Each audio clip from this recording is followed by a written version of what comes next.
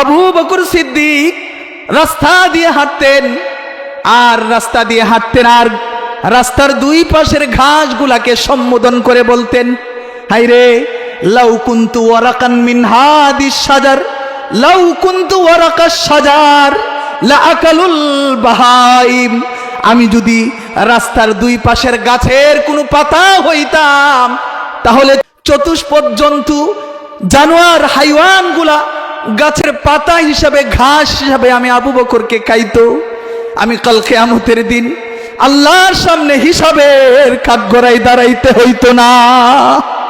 কিন্তু বড় আফসোস, আমি আবু বকর তো আল্লাহর আদালতের বিচারের কাঠগড়ায় দাঁড়াইতে হবে। মিজানের পাল্লা আবু বকরের সামনে আছে, আমলনামা ডান হাতে না বাম হাতে এটাও আবু বকরের সামনে আছে। বলতেছিলাম বিশ্বনবী আয়েশাকে বলতেছিলেন, আয়েশা রে, তৃতীয় আরেকটা স্টেশন জায়গা এমন আছে যেই জায়গার মধ্যে কেউ কাউরে স্মরণ করবে না। তৃতীয় নম্বর জায়গা আরেকটা হইল ইন্দা সিরাত ইদা উদিয়া আলা জহরি জাহান্নাম। ফুলসিরাতের ব্রিজ পার হওয়ার সময়, ফুলসিরাতের ব্রিজ পার হওয়ার সময় রে আয়েশা, ফুলসিরাতের ব্রিজ যখন মানুষ পার হবে, ওই ফুলসিরাতের ব্রিজ দিয়ে আল্লাহ পাক জাহান্নামের উপর দিয়ে আল্লাহ স্থাপন করে দিয়েছে। আল্লাহ পাক বলেন, আয়াতের অনুবাদ, যে তোমরা ওই দিনকে ভয় করো যেদিন তোমাদের সকলেরই সেই আল্লাহর কাছে ফিরে যেতে হবে এবং তোমাদের প্রতিটা কর্মের হিসাব পুঙ্খান্ন আল্লাহর কাছে দিতে হবে। এবং বিন্দু পরিমাণ সেই দিন আল্লাহ তাআলা তোমাদের উপর বিন্দু পরিমাণ জুলুম, অন্যায় আল্লাহ তাআলা সেদিন তোমাদের উপর করবেন না। সেই দিন কোন দিন আমরা সকলে বলি তো একটু, ভাই আমাদের মনোযোগ এদিকে থাকবে ইনশাআল্লাহ। সুতরাং ওই দিনের ভয় তোমাদের অন্তরে রাখো। ওই দিন বলতে কোন দিন সকলেই আপনারা জানেন, কোন দিন? হাসরের দিন। আল্লাহ তাআলা এখানে বলছেন ওই দিনের ভয় তোমাদের অন্তরে রাখো, যেই দিন তোমাদের প্রত্যেকটা ভালো এবং নেকের প্রত্যেকটা কাজের হিসাব পাই টু পাই করে সে আল্লাহর সামনে দিতে হবে। কোন জায়গাতে তুমি করছো, কিভাবে করছো, ডিটেলস বিবরণ, জমিন সহ সমস্ত অঙ্গ প্রত্যঙ্গ সহ সব অডিও ভিডিও সব রেকর্ড আল্লাহ তাআলার কাছে ফেরেশতারা সেভ করে রাখছে। এই জন্য আল্লাহ আগেই বলতেছে, হে পৃথিবীর মানুষেরা, ওই দিনের সম্মুখীন হওয়ার আগেই ওই দিনের ভয় তোমাদের অন্তর থেকে, দুনিয়ার জিন্দিগি থেকে ওই দিনের ভয় লালন করে দুনিয়ার জিন্দিগি থেকে আসো। রাসূল বলেন, যেই মানুষটার অন্তরে দুই জিনিসের ভয় থাকবে, ওই মানুষটা কোনো সময় নাফরমানিতে লিপ্ত হতে পারে না। নাম্বার 1 হলো মৃত্যুর ভয়। যেই মানুষটার ভিতরে থাকবে, মৃত্যুর ভয় যেই মানুষটার অন্তরে থাকবে, ওই মানুষটা জিন্দিগিতে কখনো নাফরমানি করতে পারবে না। দ্বিতীয় নম্বর হলো যেই মানুষটার অন্তরে আল্লাহ পাকের সামনে দাঁড়ানো, আল্লাহ পাকের সামনে দাঁড়ানোর ভয়টা যেই বান্দার অন্তরে থাকবে, ওই মানুষটাও কখনো আল্লাহর নাফরমানি করতে পারে না। যদিও কোনো সময় ওই মানুষটার নাফরমানি হয়ে যায়, যদিও কোনো সময় ওই মানুষটার নাফরমানি হয়ে যায়, কোনো গুনাহের কাজ করে ফেলে, সাথে সাথে আল্লাহ তারে তওবা করার সুযোগ করে দিবে। কয় জিনিসের ভয়? 1 নাম্বার হলো মৃত্যুর ভয়, 2 নাম্বার হলো আখিরাতের দিবসের ভয় কোথায় রাখতে হবে। আল্লাহ পাক বলতেছেন আখিরাতের ভয় মানে কিয়ামত দিবসের ভয়। সেই দিন, যেই দিন তোমাদের সমস্ত মানুষকে একত্রিত করা হবে একটি ময়দানের মধ্যে। সাহাবায়ে কেরামদেরকে রাসূল করিম সাল্লাল্লাহু আলাইহি ওয়াসাল্লাম বলতেছিলেন, আতাদরুনা মাযা? সাহাবায়ে কেরাম রে, তোমরা কি জানো কিয়ামত কি জিনিস? তোমরা কি জানো? সাহাবায়ে কেরাম বলতেছিলেন, ইয়া রাসূলুল্লাহ, ইয়া হাবিবাল্লাহ, আল্লাহ এবং আল্লাহর রাসূলই বেশি জানেন কিয়ামত কি।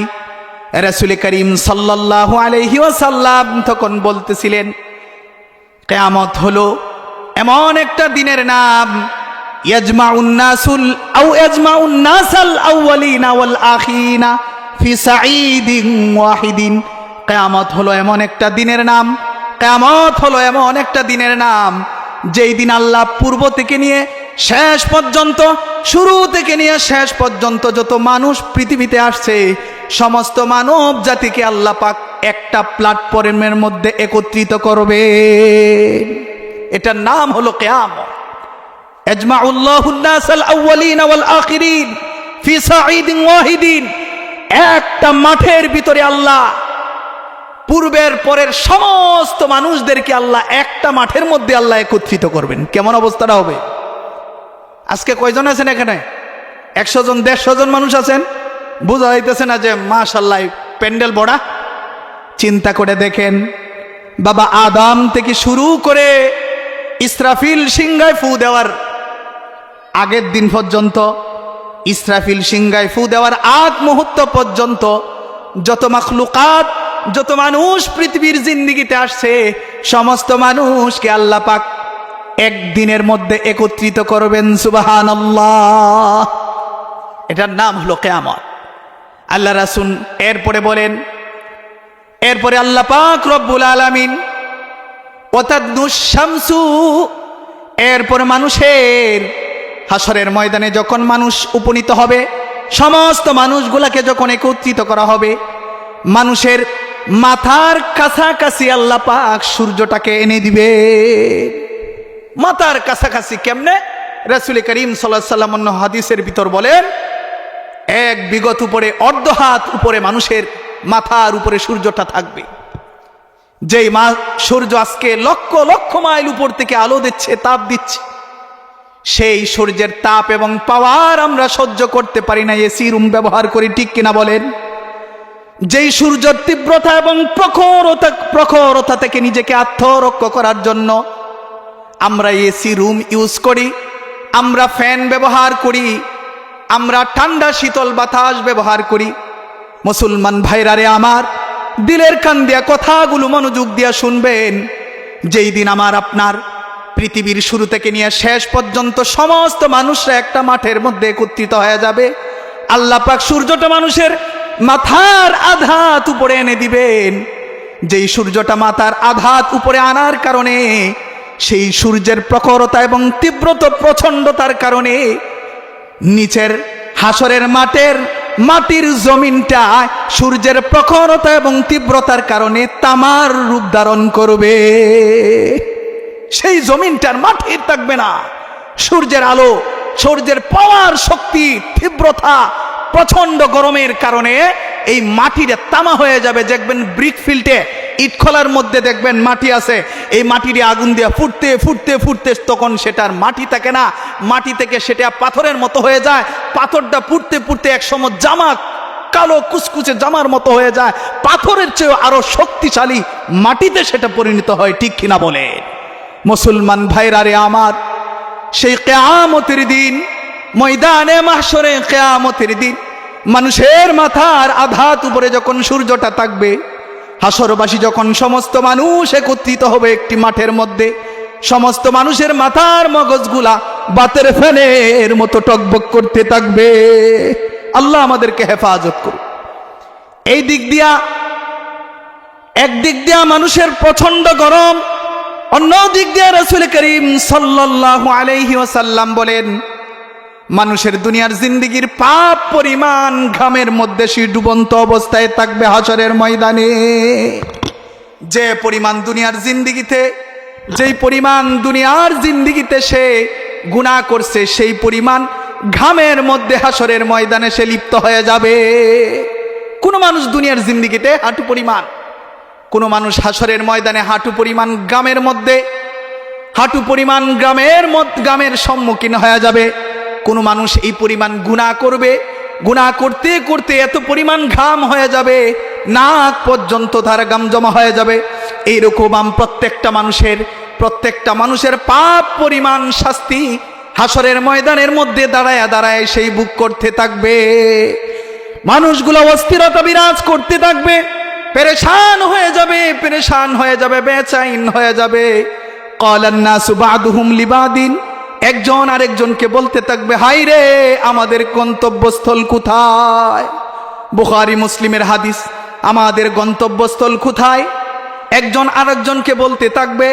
এরপর একদল ক্বালা বা'দুন নাসি লিবা'দিন আলাইকুম বিআদম, এরপর কিছু মানুষ বলতে থাকবে, যাও আজকে তোমাদের এই কঠিন মুসিবতের দিন, আর কোনো রাস্তা নাই, তোমরা তোমাদের আদি পিতা হযরতে আদম আলাইহিস সালাতু ওয়াস সালামের কাছে দৌড়ে যাও। যদি এই কঠিন মুসিবত থেকে নিজেকে পরিত্রাণ দিতে চাও, মুক্ত করতে চাও, আদমের কাছে যাও।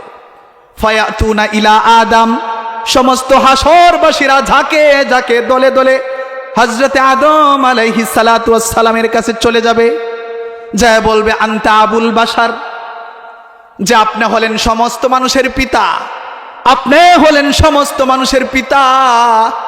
আমরা তো এরকম মুসিবতের মধ্যে গ্রেফতার হয়ে গিয়েছি, হাসরের ময়দানে বড় কঠিন মুসিবত আমরা বরদাস্ত করতে পারতেছি না। হয়তো আল্লাহরে বলেন জাহান্নামের ফয়সালা করে দিতে, অথবা জান্নাতের ফয়সালা করে দিতে, তারপরেও হাসরের ময়দানের তীব্র কঠিন আযাব আমাদের আর বরদাস্ত হচ্ছে না। একদিন বিশ্বনবী সরকারে দু আলম আকায়ে নামদার তাজদারে মদিনা জিগর গুশায় আমেনা সঈদুল মুরসালিন রহমাতুল লিল আলামিন হযরত মুহাম্মদুর রাসূলুল্লাহ, সকলে বলি সাল্লাল্লাহু আলাইহি ওয়াসাল্লাম, একদিন বাসাতে গেলেন।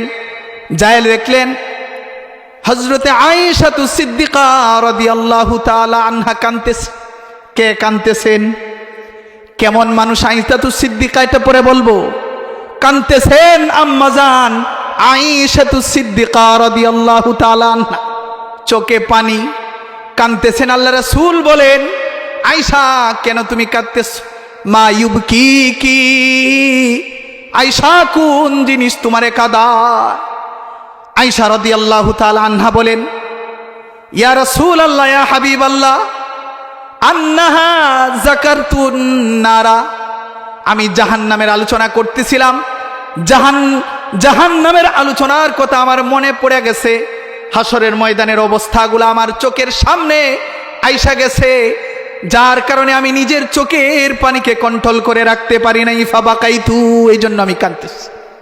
জাহান্নামের দৃশ্য আমার চোখের সামনে ভাইসে উঠছে, যার কারণে আমি নিজের চোখের পানিগুলা কন্ট্রোল করে রাখতে পারলাম না।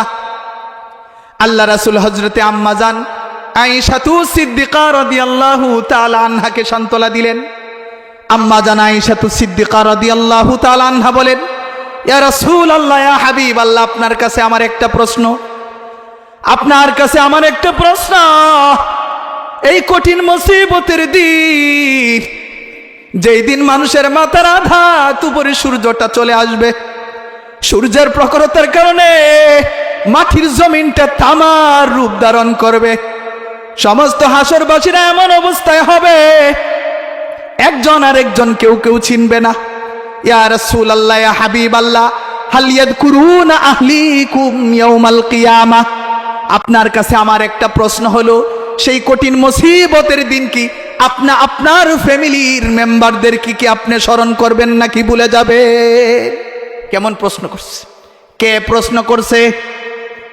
আয়েশাতু সিদ্দিকা রাদিয়াল্লাহু তাআলা আনহা। কার চোখে পানি? আয়েশাতু সিদ্দিকা রাদিয়াল্লাহু তাআলা আনহার চোখে পানি। উনি কেমন মানুষ? মুফাসসিরিনে কেরাম লেখেন, সমস্ত পৃথিবীর সমস্ত আলেমদের এলেম যদি এক পাল্লায় রাখা হয়, আম্মাজান হযরতে আয়েশাতু সিদ্দিকার এলেম যদি আরেক পাল্লায় রাখা হয়, হযরতে আম্মাজান আয়েশাতু সিদ্দিকার এলেমের পাল্লাটা 1000 গুণ 9 কোটি গুণ ভারী হয়ে যাবে। দু জাহানের সরদার আকায়ে নামদার তাজদারে মদিনা জিগর গুশায় আমেনা বিশ্বনবী আরবি সাল্লাল্লাহু আলাইহি ওয়াসাল্লামের স্ত্রী, বিশ্বনবী সাল্লাল্লাহু আলাইহি ওয়াসাল্লামের স্ত্রী হযরতে আবু বকর সিদ্দিক রাদিয়াল্লাহু তাআলা আনহুর মেয়ে আম্মাজান আয়েশাতু সিদ্দিকা। আল্লাহ রাসূল আয়েশার ব্যাপারে বলেন, ফাদলু আয়েশা আলা সাইরিন নিসা কাবাদলি সারিদি আলা সাইরি তুআম। সমস্ত খাবারের মধ্য থেকে যেমন সারিদ খাবারটা আমি রাসূলের কাছে প্রিয়, ঠিক তদ্রূপভাবে সমস্ত নারীদের চেয়ে আয়েশার মর্যাদা সেই রকম বেশি এবং প্রিয়। সুবহানাল্লাহি ওয়া বিহামদিহি। মুসলমান ভাইরা রে, আমার কথাগুলো মনোযোগ দিয়া শুনবেন। সেই আম্মাজান আয়েশাতু সিদ্দিকা কাঁদতেছেন, যে আয়েশাতু সিদ্দিকার ডানে জান্নাতের সার্টিফিকেট প্রাপ্ত সাহাবী, ঠিক কিনা বলেন? যে আম্মাজান আয়েশাতু সিদ্দিকার ডানে জান্নাতের টিকিট প্রাপ্ত সাহাবী, যে আয়েশাতু সিদ্দিকার বামে জান্নাতের টিকিট প্রাপ্ত সাহাবী, সেই আয়েশাতু সিদ্দিকা জাহান্নামের আগুনের বয়ে কিয়ামতের দিবসে আল্লাহর সামনে দাঁড়ানোর বয়ে হযরতে আয়েশার চোখে পানি। আম্মা জান আয়েশাতু সিদ্দিকা রাদিয়াল্লাহু তাআলা আনহা কাঁদতেছেন। এরপরে আল্লাহ রাসূল সাল্লাল্লাহু আলাইহি সাল্লামের কাছে যখন প্রশ্ন করলেন যে ইয়া রাসূলুল্লাহ, কঠিন মুসিবতের দিন, কিয়ামতের দিন কি হাল ইয়াযকুরুনা আহলিকুম, আপনি কি আপনার ফ্যামিলির মেম্বারদেরকে স্মরণ করবেন? আপনি কি নিকটাত্মীয় আত্মীয় স্বজনদেরকে কি আপনি মনে থাকবে স্মরণ করবেন? আল্লাহ রাসূল বলেন, হে আয়েশা রে, আম্মা সালাসাতু মাওয়াতিনা ফালা ইয়াযকুরু আহাদুন আহাদা। আয়েশা রে, কিয়ামতের দিন কঠিন মুসিবত সময়ের মধ্যে থেকে এমন বড় বড় তিনটা কঠিন মুসিবত আসবে রে আয়েশা, সেই তিনটা বড় বড় কঠিন মুসিবতের সময় ফালা ইয়াযকুরু আহাদুন আহাদা, আয়েশা রে, কোনো মানুষকে স্মরণ করার সময় থাকবে না। আল্লাহু আকবার। কেমন পরিস্থিতি হবে মুসলমান ভাইরা রে আমার, কেমন পরিস্থিতিটা হবে? যেই নিকটত্ব ভ্রাতের সম্পর্ক, রক্তের সম্পর্ক, আত্মীয় স্বজনদের কেউ পর্যন্ত ভুলে যাবে, কেউ কাউরে স্মরণ করবে না। রাসূল বলেন, আম্মা সালাসাতু মাওয়াতিনা ফালা ইয়াযকুরু আহাদুন আহাদা, তিন জায়গায় কেউ কাউরে স্মরণ করবে না আয়েশা। এর মধ্যে থেকে এক নাম্বার সংক্ষিপ্তভাবে বলতেছি, ব্যাখ্যা বলার সময় নাই। এক নাম্বার আল্লাহ রাসূল বলতেছেন, আয়েশা রে, ইনদাল মিজান, মিজানের নেকি বদির পাল্লা, নেকি বদিগুলা যখন মানুষের নেকি বদিগুলা যখন মিজানের পাল্লায় ওজন করা হবে, মিজানের পাল্লায় ওজন করার সময় যতক্ষণ পর্যন্ত হাত্তা ইয়ালামা আইয়াখিফা মিজানুহু আও ইয়াসকুল, যতক্ষণ পর্যন্ত এই মানুষটা জানতে না পারবে তার নেকির পাল্লাটা ভারী হয় নাকি বদির পাল্লাটা ভারী হয়, এই জিনিসটা জানার আগ পর্যন্ত রে আয়েশা কেউ কারো কথা স্মরণ থাকবে না। কেমন পরিস্থিতি হবে মুসলমান ভাইরা রে আমার? রাসূল করিম সাল্লাল্লাহু আলাইহি ওয়াসাল্লাম বলতেছিলেন, আয়েশা রে, দ্বিতীয় আরেকটা জায়গা হলো ইনদাল কিতাব, আমলনামা দেওয়ার সময় হাত্তা ইয়ালামা আইনা ইয়াকাউ কিতাবুহু ফি ইয়ামিনিহি আও ফি শিমালিহি আও ফি ওয়ারাই যহরিহি। আয়েশা রে, দ্বিতীয় নম্বর আরেকটা জায়গা হলো আমলনামা হাতে দেওয়ার সময় যতক্ষণ পর্যন্ত কোনো হাসরবাসী এই কথার ব্যাপারে কনফার্ম না হবে যে আমার আমলনামায় আজকে হাসরের ময়দানে আল্লাহ কি ডান হাতে দেওয়ার ব্যবস্থা করেন নাকি বুকটা ছিদ্র করে পিছন দিক দিয়ে বের করে বাম হাতে পিছন দিক দিয়ে দেওয়ার ফয়সালা করেন, এই জিনিসটা জানার আগ পর্যন্ত কোনো মানুষ কেউ কাউকে স্মরণ করবে না, কেউ কাউর কথা স্মরণ থাকবে না। এই জন্য খলিফাতুল মুসলিমিন হযরত উমর রাদিয়াল্লাহু তাআলা আনহু, বুখারী শরীফের হাদিস, মাঝে মাঝে কাঁদতেন। কে? হযরত উমর কাঁদতেন, মাঝে মাঝে কাঁদতেন, চোখের পানিগুলা জড়াইতেন আর বলতেন, লাউ আন্নালি তিলা আল আরদি যাহাবান সুম্মা লাফতাদাইতু বিহি মিন আযাবিল্লাহি আযজা ওয়া জাল্লা। খলিফাতুল মুসলিমিন হযরতে উমর রাদিয়াল্লাহু তাআলা আনহু কানতেন আর বলতেন, বুখারীর হাদিস, কানতেন আর বলতেন, লাউ আন্নালি তিলা আল আরদি যাহাবান সুম্মা লাফতাদাইতু বিহি মিন আযাবিল্লাহি আযজা ওয়া জাল্লা ক্বাবলা আন আরাহু। আল্লাহর শপথ, আল্লাহর কসম কে বলছি, আমি হযরত উমরের জন্য যদি গোটা জমিন বর্ষণ্য হয়ে যায়, আর জাহান্নামের আযাব হাসরের ময়দানের শাস্তি থেকে বাঁচার জন্য যদি আমাকে বলা হয় পৃথিবী ভর্তি স্বর্ণ আমি জাহান্নামের আযাব, কিয়ামতের দিনের আযাব থেকে বাঁচার জন্য আল্লাহর রাস্তায় আমি সবগুলো সদকা করে দিব, সব কিছু সদকা করে দিতে আমি তৈয়ার। তারপরে আমি চাই জাহান্নামের আগুন কিয়ামত দিবসের বিভীষিকাময় অবস্থা থেকে যেন আল্লাহ আমি হযরত উমরকে মুক্তি দান করে। ঠিক তদ্রূপভাবে আরেকজন সাহাবী ছিল হযরত মুআজ বিন জাবাল রাদিয়াল্লাহু তাআলা আনহু। মুআজ বিন জাবাল রাদিয়াল্লাহু তাআলা আনহু কানা ইয়াবকি বুকাআন শাদীদান, একদিন খুব ভীষণভাবে কান্নাকাটি করতেছেন, চোখ দিয়া মুক্তার দানার মতো টপ টপ করে জমিনে পানিগুলা পড়তেছে। একজন সাহাবী এসে জিজ্ঞাসা করছেন, মা ইউবকিক, মা ইউবকিকা ইয়া মুআজ, হে মুআজ বিন জাবাল, কোন জিনিস আপনার এইরকম ভাবে কাঁদাইতেছে, কেন কাঁদতেছে? মুআজ বিন জাবাল রাদিয়াল্লাহু তাআলা আনহু বলেন, কাঁদতেছি, কান্নার কারণ হলো লিআন্নাল্লাহ আযজা ওয়া জাল্লা জাআলা কবজাতাইন, আল্লাহ তাআলা দুই মুষ্টি মানুষ সৃষ্টি করেছেন, ফাজাআলা ওয়াহিদাতান ফিন্নারি ওয়া ওয়াহিদাতান ফিল জান্নাহ, এক মুষ্টি সৃষ্টি করে আল্লাহ জান্নাতের জন্য বানাইছেন, আর এক মুষ্টি সৃষ্টি করে আল্লাহ জাহান্নামের জন্য বানাইছেন। ওয়া আনা লা আদরি মিন আইয়িন ফারিকাইনি আকুনু, আর আমি মুআজ বিন জাবাল, এই কথা আমার দিলের মধ্যে এখনো ইয়াকিন হয় নাই, আমার দিলে এখনো ইয়াকিন হয় নাই, আমি মুআজ বিন জাবাল এই কথাটা এখনো জানতে পারি নাই যে আমি কি জাহান্নামের দলের অন্তর্ভুক্ত নাকি জান্নাতের দলের অন্তর্ভুক্ত। এই জন্য আমি কাঁদতেছি। আজকে আমরা তো জুমার নামাজ পড়িয়া রমজানের 30 দিন ফরজ রোজা রাইকা, ঠিক আছে না, রমজান আসার পরে রমজানের রোজা রাইকে এরকম ভাবে শুধু জুমার নামাজ পড়িয়া, কুরবানি ঈদের নামাজ পড়িয়া, রমজানি ঈদের নামাজ পড়িয়া, 5 ওয়াক্ত নামাজ পড়িয়া দাবি করি যে আমারে আল্লাহ জান্নাত না দিলে আর কারে দিবে, জান্নাত কনফার্ম, জান্নাত কনফার্ম। মুআজ বিন জাবাল কাঁদতেছিলেন, কানা ইয়াবকি বুকাআন শাদীদা, ভীষণ ভাবে কাঁদতেছি, ভয় শুধু একটাই, না জানি সেই কিয়ামত দিবসের ভয়, কিয়ামত দিবসের বিভীষিকাময় অবস্থা নাকি আমাকে পেয়ে বসে, এই অবস্থা নাকি আমাকে পেয়ে বসে, যেই দিন কোনো মানুষ কাউকে চিনবে না।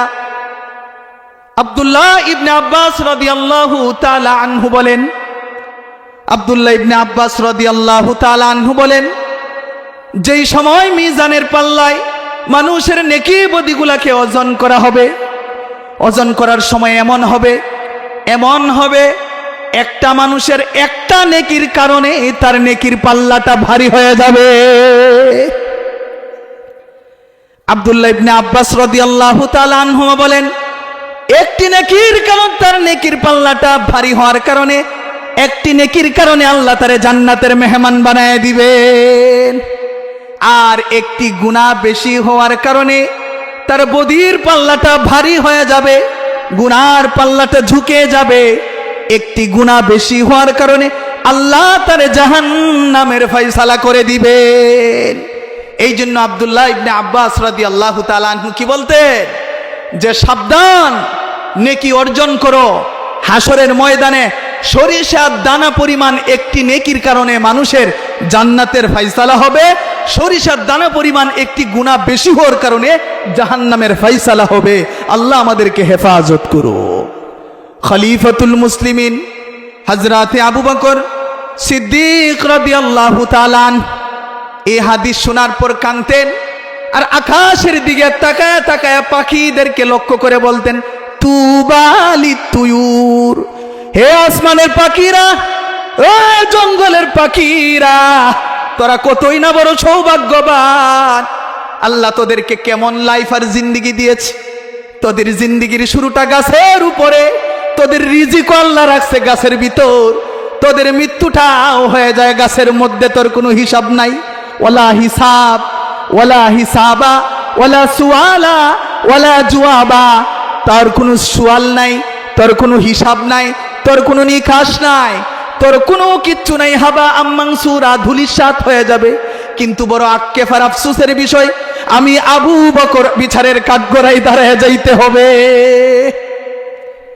এরকম ভাবে হযরতে আবু বকর সিদ্দিক হায়াতুস সাহাবার ভিতর লেখছেন, আবু বকর সিদ্দিক রাস্তা দিয়ে হাঁটতেন, আর রাস্তা দিয়ে হাঁটতেন, আর রাস্তার দুই পাশের ঘাসগুলাকে সম্বোধন করে বলতেন, হায়রে লাউ কুনতু ওয়ারাকান মিন হাদিস শাজার, লাউ কুনতু ওয়ারাকাস শাজার লা আকালুল বাহাইম। আমি যদি রাস্তার দুই পাশের গাছের কোনো পাতা হইতাম, তাহলে চতুষ্পদ জন্তু জানোয়ার হাইওয়ানগুলা গাছের পাতা হিসাবে, ঘাস হিসাবে আমি আবু বকরকে খাইতো। আমি কাল কিয়ামতের দিন আল্লাহর সামনে হিসাবের কাঠগড়ায় দাঁড়াইতে হইতো না। কিন্তু বড় আফসোস, আমি আবু বকর তো আল্লাহর আদালতের বিচারের কাঠগড়ায় দাঁড়াইতে হবে। মিজানের পাল্লা আবু বকরের সামনে আছে, আমলনামা ডান হাতে না বাম হাতে, এটাও আবু বকরের সামনে আছে। বলতেছিলাম বিশ্বনবী আয়েশাকে বলতেছিলেন, আয়েশা রে, তৃতীয় আরেকটা স্টেশন জায়গা এমন আছে যেই জায়গার মধ্যে কেউ কাউরে স্মরণ করবে না। তৃতীয় নম্বর জায়গা আরেকটা হইল ইন্দা সিরাত ইদা উদিয়া আলা জহরি জাহান্নাম। ফুলসিরাতের ব্রিজ পার হওয়ার সময়, ফুলসিরাতের ব্রিজ পার হওয়ার সময় রে আয়েশা, ফুলসিরাতের ব্রিজ যখন মানুষ পার হবে, ওই ফুলসিরাতের ব্রিজ দিয়ে আল্লাহ পাক জাহান্নামের উপর দিয়ে আল্লাহ স্থাপন করে দিয়েছে। রাসূল করিম সাল্লাল্লাহু আলাইহি ওয়াসাল্লাম বলেন, জাহান্নামের উপর দিয়ে আল্লাহ পাক ফুলসিরাতের ব্রিজ স্থাপন করে দিয়েছেন। গুনাহগারেরা একের পর এক কেটে কেটে জাহান্নামের গভীরের মধ্যে লিপ্ত হয়ে জাহান্নামের গভীরে তারা পড়ে যাবে। নাফরমান যারা আছে কেটে কেটে জমিনে পড়ে যাবে। ফুলসিরাতের ব্রিজ কেউ আর পার হইতে পারবে না।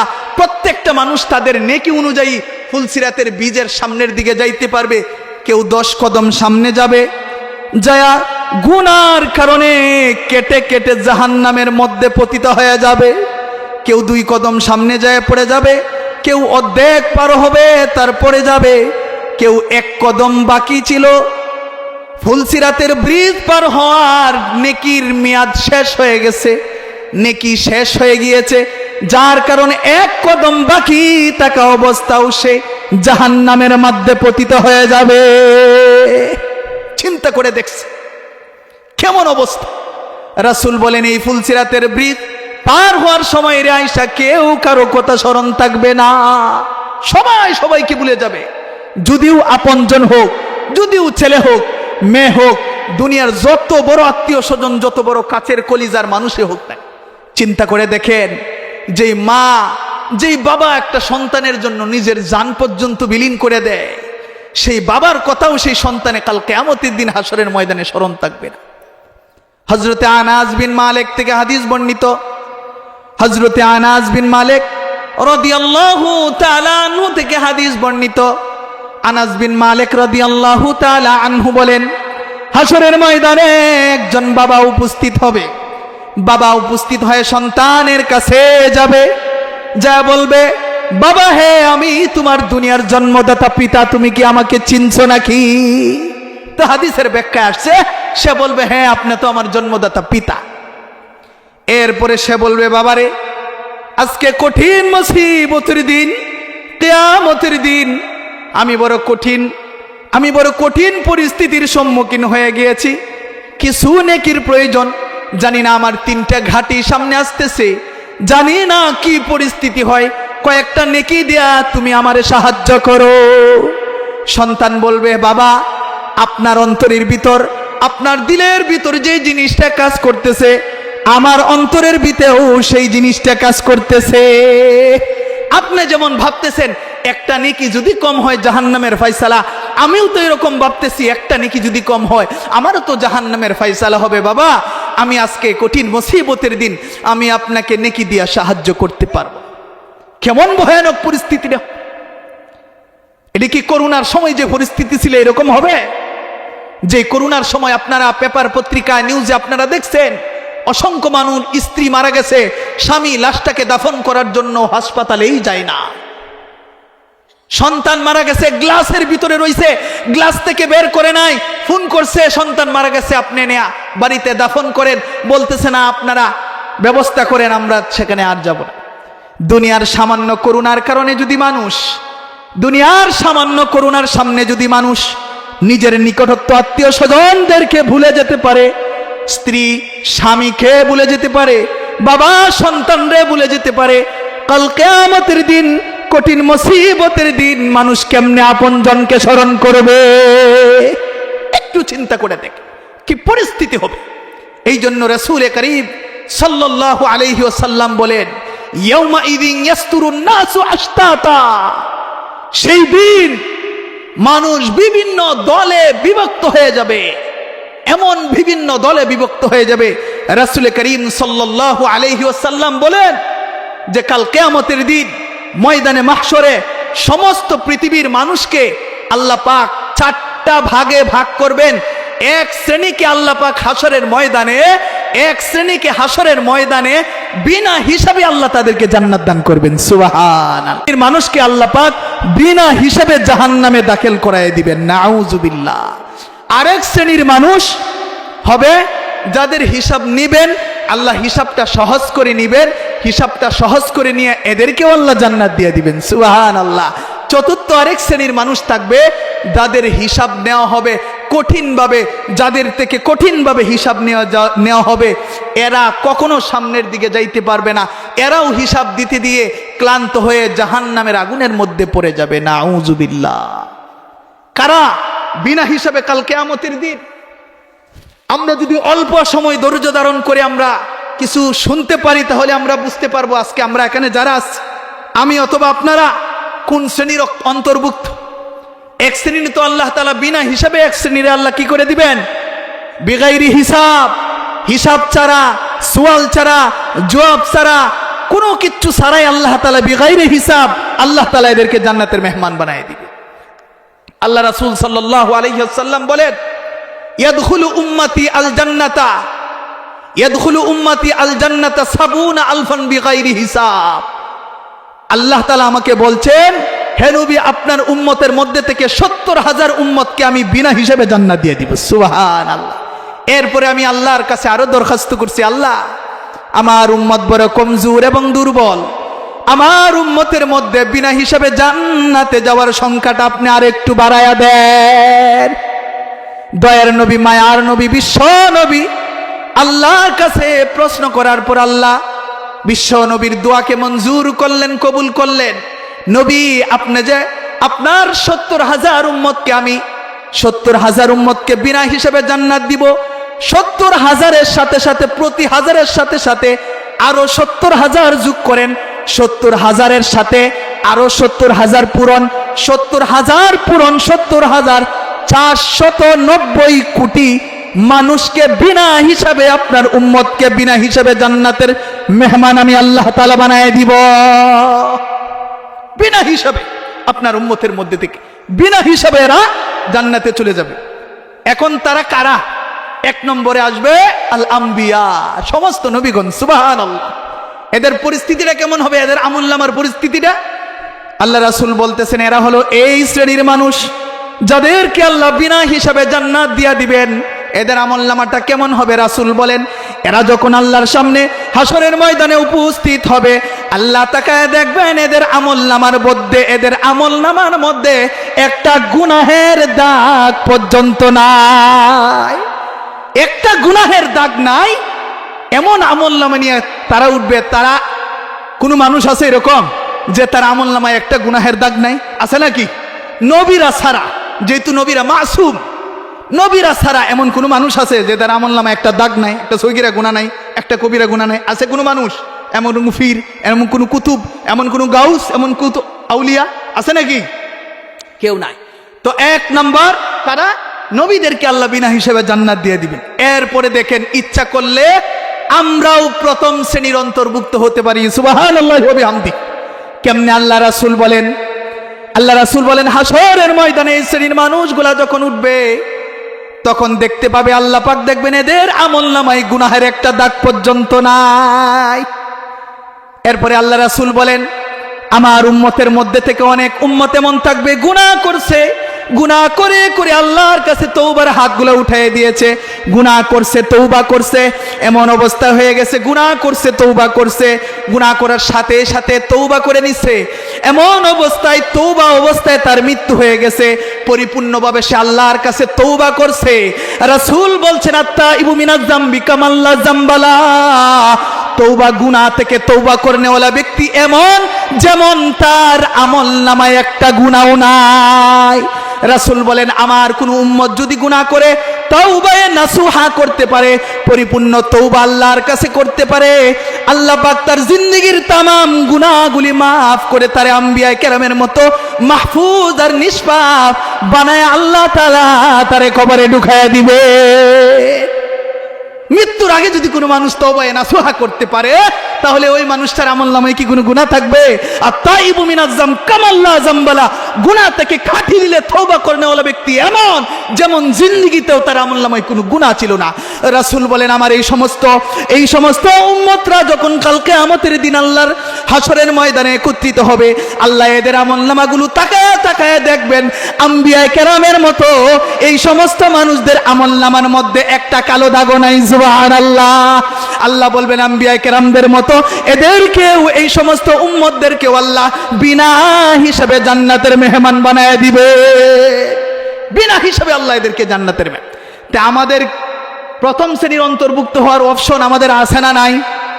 আমরা যদি ইচ্ছা করি প্রথম শ্রেণীর অন্তর্ভুক্ত হতে পারবো কি পারবো না?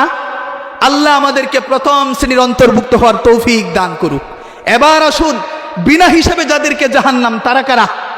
বিনা হিসাবে যাদের জাহান্নাম, আল্লাহ তাআলা কোরআনের ভিতর বলেন, আল্লাহ তাআলা কোরআনের ভিতর বলেন ওমাই ইয়ারতাদ মিনকুম আন দীনিহি ফায়ামুত ওয়া হুয়া কাফিরুন ফাউলাইকা হাবিতাত আমালুহুম ফিদ দুনিয়া ওয়াল আখিরাহ। যারা মুরতাদ হয়ে যায়, এক কথায় সময় কম, এক কথায় যারা মুরতাদ হয়ে যায়, প্রথমে মুসলিম ছিল, এরপরে সে ইসলাম ধর্ম থেকে সে ফিরে আসছে, ইসলাম ধর্ম সে ত্যাগ করছে, তাকে বলা হয় মুরতাদ। আরেক ব্যাখ্যা হইল শরীয়তের বিধিবিধান আগে মানত, এখন সে শরীয়তের বিধিবিধান সে বিশ্বাস করে না, ওই মানুষটাও হাদিসের ব্যাখ্যা অনুযায়ী, মুফতিয়ানে কেরামের ব্যাখ্যা অনুযায়ী ওই মানুষটা মুরতাদ। যেই মানুষটা শরীয়তের কোনো অকাট্য দলিল দ্বারা সাব্যস্ত কোনো বিধানকে সে অস্বীকার করে, যেমন শরীয়তের অকাট্য দলিল দ্বারা সাব্যস্ত কি নামাজ, রোজা, হজ, যাকাত, এরকম আরো অনেক কিছু, কিন্তু সে এটাকে অস্বীকার করে, মানে না, অস্বীকার করে, ইনকার করে। রাসূল বলেন সাথে সাথে ইনকার করার সাথে সাথে সে বেদিন হয়ে যাবে, কাফের হয়ে যাবে। এই অবস্থায় যদি এই মানুষটার মৃত্যু হয় সাথে সাথে সে জাহান্নামী। আল্লাহ রাসূল বলেন ওই মানুষগুলা যখন কিয়ামতের দিন উঠবে, আল্লাহ তাআলা এদের আমলনামার দিকে তাকায় দেখবেন, এদের আমলনামা জিরো থাকবে, একটা সাদা দাগ বলতে কিচ্ছু থাকবে না, শুধু জিরো থাকবে, জিরো, কিছুই থাকবে না। কারণ যা করছে ইরতিদান আনিল ইসলাম হওয়ার কারণে, মুরতাদ হওয়ার কারণে সমস্ত আমলগুলো আল্লাহ তাআলা অপশন থেকে ডিলিট করে দিয়েছেন, বিনা হিসাবে আল্লাহ এদেরকে জাহান্নামের ফয়সালা করে দিয়েছেন। নাউজুবিল্লাহ। নাম্বার 3, তৃতীয় শ্রেণীর মানুষ হলো, আল্লাহ রাসূল বলেন যাদের কাছ থেকে আল্লাহ তাআলা হিসাব নেবেন তো হিসাবটা সহজ করে নেবেন। হিসাবটা কেমনে নেবেন? রাসূল বলেন হিসাব নেবেন তো আল্লাহ তাআলা সহজ করে নেবেন। কেমনে? সহজ হিসাব কেমনে নেবেন? আল্লাহ রাসূল সাল্লাল্লাহু আলাইহি ওয়াসাল্লাম বলেন হিসাবটা সহজ করে নেবেন। আল্লাহ তাআলা বান্দা দেখবেন যে কি পরিমাণ সে আমল করছে, আল্লাহ দেখবেন বান্দার প্রতি জিজ্ঞাসা করবেন কি পরিমাণ সে আমল করছে, আল্লাহ কি পরিমাণ সে আল্লাহর জন্য ইবাদত বন্দিগি সে নিয়ে আসছে, করতে পারছে, সে আমলনামাগুলা দেখতে পাবে, আল্লাহ পাক দেখতে পাবেন তার আমলনামাগুলা। এরপর আল্লাহ পাক রব্বুল আলামিন তার কৃত নিয়ামতগুলা বান্দার উপর স্মরণ করায় দিবেন যে তুমি তো ইবাদত করছো, ঠিক আছে, আমিও তো তোমারে অমুক অমুক অমুক অমুক নিয়ামতগুলো আমি আল্লাহ তাআলা তোমারে দান করেছিলাম। তোমার সমস্ত ইবাদত নিয়ামতের মোকাবেলায় শেষ। এরপরে আসবে গুনাহ, বান্দার আরো অনেক গুনাহ বাকি রয়েছে। আল্লাহ তাআলা এক পর্যায়ে বলবেন যাও আমি আল্লাহ তাআলা দয়া করে তোমাকে মাফ করে দিলাম। সুবহানাল্লাহ। আল্লাহ পাক রব্বুল আলামিন এই শ্রেণীর মানুষদেরকেও হিসাবটা সহজ করে নিয়ে এদেরকেও আল্লাহ পাক জান্নাতের মেহমান বানায় দিবেন। সুবহানাল্লাহ। চতুর্থ প্রকার যাদেরকে আল্লাহ পাক হিসাব নেবেন কিন্তু অনেক কঠিন করে হিসাব নেবেন। হযরতে আম্মা জান আয়েশা বলেন, মান হুসিবা ফাকাদ উহলিকা। আরেক হাদিসে আসছে, মান হুসিবা উযিবা। যার কাছ থেকে আল্লাহ হাসরের ময়দানে হিসাব চাইবেন, তো ওই মানুষটা ধরা খেয়ে যাবে, মানে সে জাহান্নামের ঠিকানা তার হয়ে যাবে, একেবারে জাহান্নামেই তার ঠিকানা হয়ে যাবে। হিসাব দিয়া যাওয়ার মতো সামনে রাস্তা নাই। হিসাব কাকে বলা হয়? হিসাব আল্লাহ তাআলা এক এক করে শুরু থেকে নিয়ে শুরু করে প্রাপ্ত বয়স্ক হওয়ার পর থেকে নিয়ে শুরু করে আল্লাহ এক একটা নিয়ামতের কথা আল্লাহ তাআলা জিজ্ঞাসা করবেন, এবং এক একটা কি কারণে গুনাহগুলা করছি এক একটা গুনার কথা জিজ্ঞাসা করবেন, এক একটা নিয়ামতের কথা জিজ্ঞাসা করবেন। চুরি কেন করছিলা, মিথ্যা কেন বলছিলা, ডাকাতি কেন করছিলা, এক একটা গুনাহের কথা জিজ্ঞাসা করবেন। যেই পরিমাণ নাফরমানি সে করছে, প্রত্যেকটা নাফরমানির হিসাব সেই আদালতের কাঠগড়ায় দাঁড়ায় দাঁড়ায় দিতে হবে। এইভাবে যদি কোনো মানুষ হিসাব দিতে হয়, সে কি কখনো কশিনকালেও হিসাব দিয়ে সামনে যাইতে পারবে? আল্লাহ রাসূল সাল্লাল্লাহু আলাইহি ওয়াসাল্লাম বলেন, আল্লাহ যদি কোনো বান্দার কাছ থেকে হিসাব চায়া বসেন, ওই কোনো উম্মতের এরকম কোনো সাহস নাই, কলিজায় কোনো শক্তি নাই যে আল্লাহর সামনে সে 60 বছর 70 বছরের জিন্দেগির হিসাব দিয়ে সামনে জান্নাতে পাইবে, জান্নাতে যাইতে পারবে। তো হিসাব আল্লাহ যার কাছ থেকে চাইবেন সে ধরা খেয়ে যাবে। এরপরে হিসাব দিতে দিতে সে ক্লান্ত হয়ে যাবে, পাহাড় পরিমাণ গুনার বোঝাগুলো হয়ে যাবে। আল্লাহ তাআলা এদেরকেও জাহান্নামের বাসিন্দা বানায় দিবেন না, আউযুবিল্লাহ। আল্লাহ তাআলা আমাদেরকে প্রথম শ্রেণী এবং তৃতীয় শ্রেণীর অন্তর্ভুক্ত হওয়ার তৌফিক আল্লাহ তাআলা আমাদের সকলকে দান করুক। এই জন্য আমাদের অন্তরের ভিতর কয় জিনিসের ভয় রাখতে হবে? কয় জিনিসের ভয়? মৃত্যুর ভয়, পরকাল দিবসের ভয়। এই দুই ভয় যদি নিয়ে আমরা দুনিয়ার জিন্দেগিতে বিদায় হইতে পারি, আল্লাহ পাক রব্বুল আলামিনের কাছে আমরা আশা করতে পারি প্রথম শ্রেণী এবং তৃতীয় শ্রেণীর অন্তর্ভুক্ত করে আল্লাহ তাআলা আমাদেরকে জান্নাতের মেহমান হিসেবে আল্লাহ তাআলা আমাদের সকলকে কবুল করবেন। ওমা আলাইনা ইল্লাল বালাগ। আসসালামু আলাইকুম ওয়া রাহমাতুল্লাহি ওয়া বারাকাতুহু।